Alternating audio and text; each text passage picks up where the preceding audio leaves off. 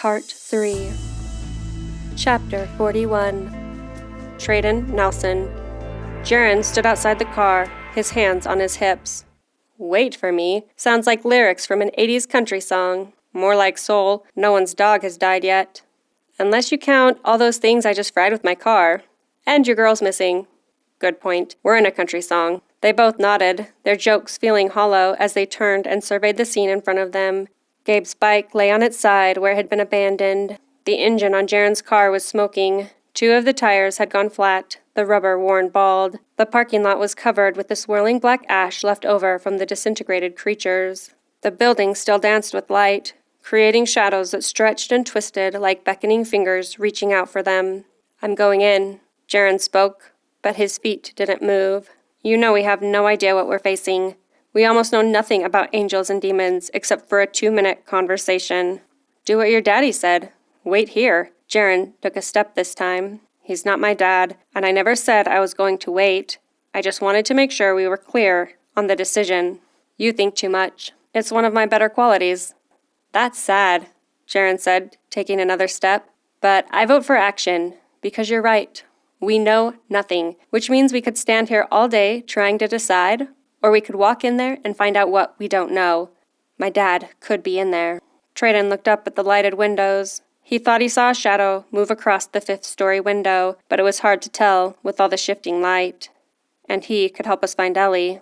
That's more like it. Jaren slapped Treadon on the back, using extra force so that Treadon had to step forward to keep from falling over. He hadn't realized he'd been frozen in place until Jaren made him move. Let's go find your missing angel. They approached the front door. Jaren opened it. It's not even locked. Treadon took a second to glance back at the road where Gabe had disappeared. He heard his mom's voice in his head. Gabe is capable of things you can't even imagine. What kind of enemy did Gabe fight? What kind of enemy would they face? Would their abilities be equal to Gabe's? They stepped through the doors and stared at the changes.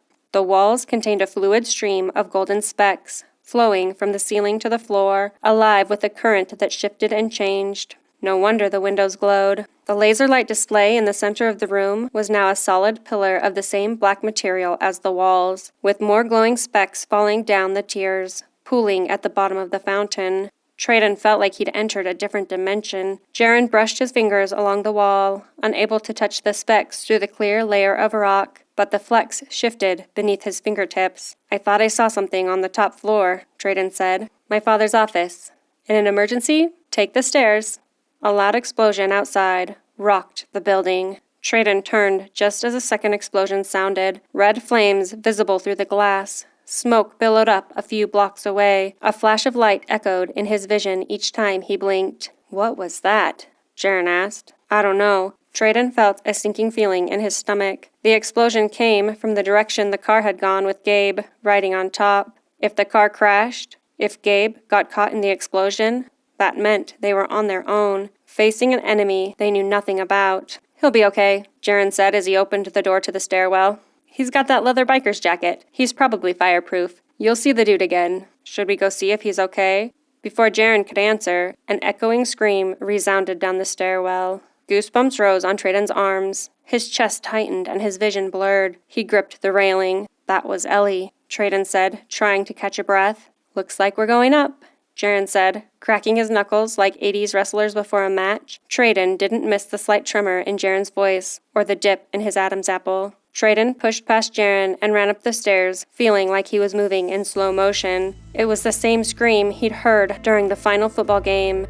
It was a scream that scraped his nerves and left him raw. Ellie was here, and he was moving too slow.